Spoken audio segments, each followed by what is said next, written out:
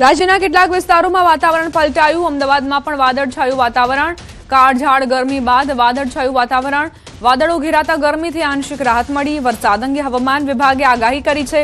બપોરના 12:30 સુધી થંડરસ્ટોર્મની આગાહી છે.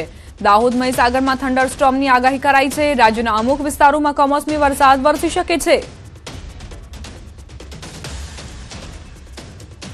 કાળઝાળ ગરમી પડી અને લોકો પરેશાન થઈ ગયા, પરંતુ અચાનક જ વાતાવરણમાં પલટો આવ્યો છે અને વાદળછાયું વાતાવરણ છે જોવા મળી રહ્યું છે, જેના કારણે આંશિક રાહત મળી છે. પરંતુ જે રીતે અત્યારે વાતાવરણમાં પલટો આવ્યો છે અને તેના કારણે ખેડૂતોની મુશ્કેલીમાં વધારો થઈ રહ્યો છે, કારણ કે જે ક્લાઇમેટ ચેન્જની અસર છે ઋતુઓ ઉપર જોવા મળી રહી છે અને જેના કારણે વારંવાર પવનની દિશા બદલાય છે, સિસ્ટમો સક્રિય થાય છે અને તેના કારણે વરસાદી માહોલ છે તે સર્જાતો હોય છે. ત્યારે અમદાવાદ શહેરમાં પણ વહેલી સવારથી જ વાદળછાયું વાતાવરણ જોવા મળી રહ્યું છે. તો ઉત્તર ગુજરાત અને સૌરાષ્ટ્રના પણ કેટલાક વિસ્તારમાં વાદળછાયું વાતાવરણ છે, સાથે જ કમોસમી માવઠું પણ થયું છે અને જેના કારણે ખેડૂતોની પરેશાનીનો વધારો થયો છે. ત્યારે હવામાન વિભાગ દ્વારા આગાહી કરવામાં આવી છે કે પવનની દિશા બદલાતા ભેજનું પ્રમાણ વધ્યું છે અને જેના કારણે થંડરસ્ટોર્મ એક્ટિવિટીઝ અમુક વિસ્તારમાં થશે, એટલે કે ભારે પવન સાથે વાદળછાયું વાતાવરણ રહેશે અને કમોસમી વરસાદ થશે.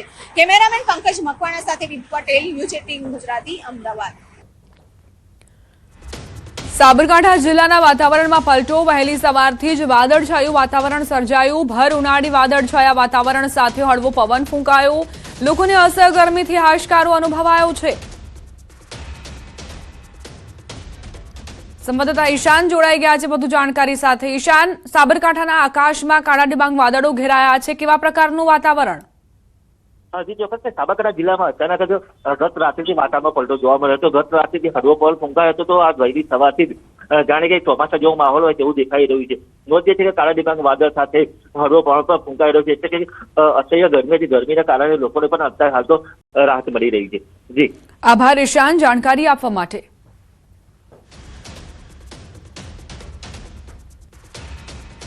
અરવલ્લી જિલ્લામાં વરસાદી માહોલ જામ્યો છે. મેઘરજના ગ્રામ્ય વિસ્તારોમાં વરસાદ ખાબક્યો. મોડાસાના નાંદીસણ પંથકમાં માવઠું ત્રાટક્યું. શામળાજીના સુનોખ, વાશેરા કંપામાં કમોસમી વરસાદ વરસ્યો. માલપુર તાલુકામાં પણ વાતાવરણ પલટાયું. વહેલી સવારે પવન અને વાદળછાયું વાતાવરણ સર્જાયું. ઈસરી, જીતપુર પંથકમાં ગાજવીજ તેમજ પવન સાથે વરસાદ ખાબક્યો. વરસાદી માવઠાને લઈ વાતાવરણમાં ઠંડક પ્રસરી.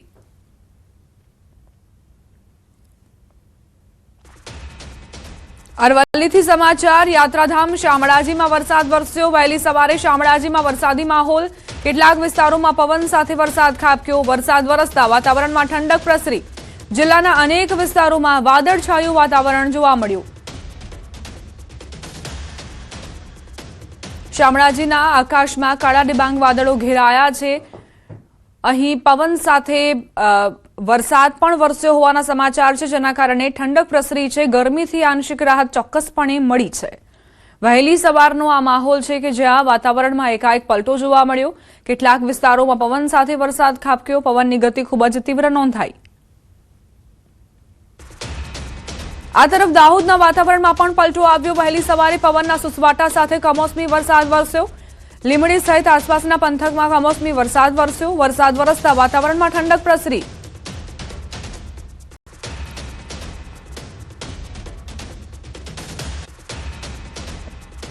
મહીસાગર જિલ્લાના વાતાવરણમાં પલટો આવ્યો. કડાણા તાલુકાના સરહદીય વિસ્તારોમાં વરસાદ. રાજસ્થાન રાજ્યના સરહદીય વિસ્તારોમાં વરસાદ ખાબક્યો છે. કડાણા તાલુકાના ગોધર, જોગણ, રાકાકોટ સહિતના ગ્રામ્ય વિસ્તારો પ્રભાવિત થયા છે.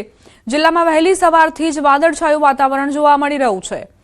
ગોધર સહિતના જે વિસ્તારો છે, જોગણ, રાકાકોટ, જે ગ્રામ્ય વિસ્તારો પ્રભાવિત જોવા મળી રહ્યા છે. ઝરમર વરસાદ ખાબક્યો છે. વાતાવરણમાં પણ પલટો આવતા જ લોકોને ગરમીથી આંશિક રાહત મળી છે. ડાંગથી સમાચાર. સાપુતારાના વાતાવરણમાં પલટો આવ્યો. કેટલાક વિસ્તારોમાં કમોસમી વરસાદ ખાબક્યો. હવામાન વિભાગની આગાહી મુજબ હજુ પણ કમોસમી વરસાદ વરસી શકે છે. ગિરિમથક સાપુતારા સહિત તળેટી વિસ્તારના આકાશમાં કાળા ડિબાંગ વાદળો ઘેરાતા ખુશનુમા માહોલ સર્જાયો. સાપુતારા પ્રવાસે આવતા સહેલાણીઓએ વાતાવરણનો આનંદ ઉઠાવ્યો.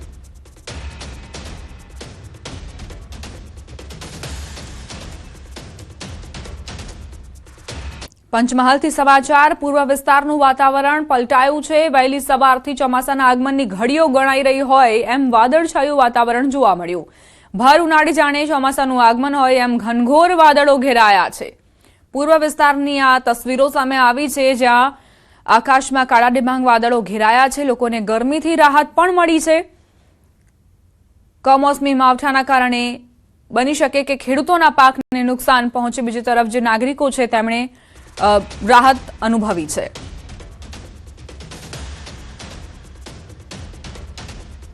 રાજ્યના કેટલાક વિસ્તારોમાં વાતાવરણમાં પલટો આવશે. હવામાન નિષ્ણાંત અંબાલાલ પટેલે આગાહી કરી છે. આજથી 8 તારીખ સુધી હળવા છાંટા વરસી શકે છે. દેશના ઘણા ભાગોમાં આંધી વંટોળ સાથે વરસાદ વરસવાની સંભાવના.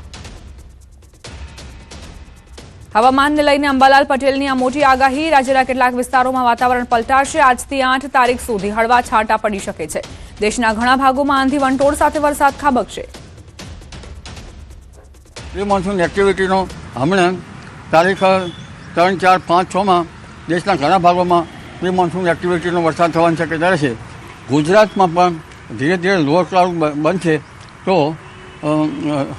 લગભગ તારીખ 5 થી 8માં ક્યાંક પ્રી મોન્સૂન એક્ટિવિટીનો વરસાદ થવાની શક્યતા રહેશે. ગુજરાતમાં પણ લગભગ 40 કિલોમીટરનો વિન્ડ ગસ્ટ અને સામાન્ય જે પવન છે એ 10 થી 25 કિલોમીટરનો ફૂંકાવાની શક્યતા રહેશે. ખાસ કરીને કચ્છમાં ભારે પવન ફૂંકાવાની શક્યતા રહેશે.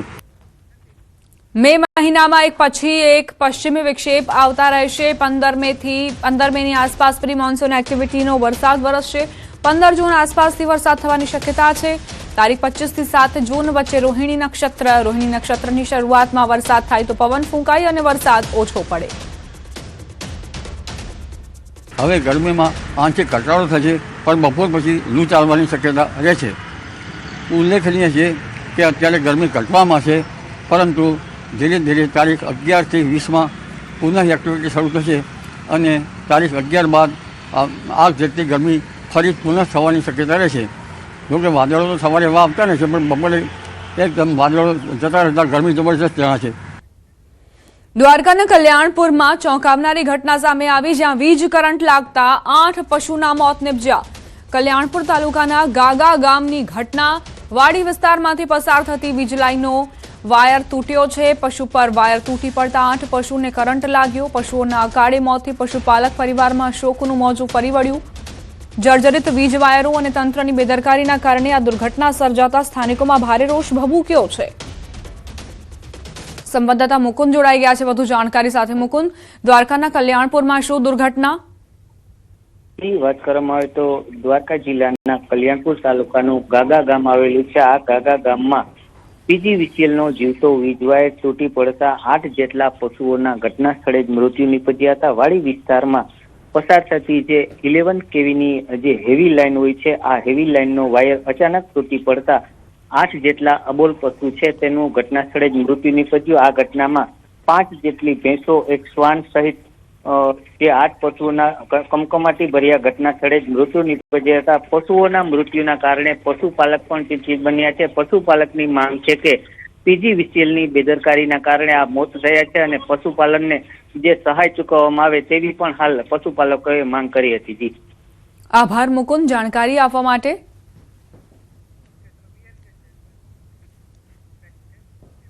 આદિવાસી સમાજનું બન્યું પ્રથમ બંધારણ. બનાસકાંઠાના કેટલાક ગામડાઓમાં ડીજે પર પ્રતિબંધ મુકાયો છે. અમીરગઢ તાલુકાના વિરમપુર, કાનપુરા વિસ્તારના ગામડાઓમાં ડીજે પર પ્રતિબંધ.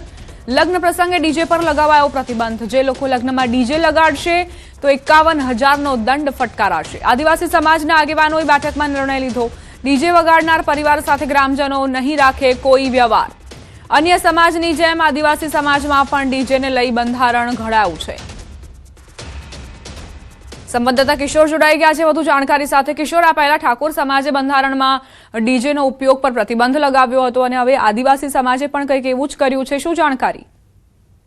ચોક્કસથી ઠાકોર સમાજવાદ, ચૌધરી સમાજ તેમજ અન્ય સમાજોએ પણ બંધારણ બનાવ્યું હતું અને તે બંધારણમાં ડીજે પર પ્રતિબંધ લગાવવામાં આવ્યો હતો. હવે અન્ય સમાજોની જેમ આદિવાસી સમાજના લોકો પણ એકઠા થયા હતા. અમીરગઢ તાલુકાના વિરમપુર કાનપુરા વિસ્તારમાં મિટિંગ યોજાઈ હતી અને આ મિટિંગમાં બનાસકાંઠા જિલ્લાના આદિવાસી સમાજનું જે પ્રથમ બંધારણ બનાવવામાં આવ્યું છે તેમાં ડીજે પર પ્રતિબંધ લગાડવામાં આવ્યો છે.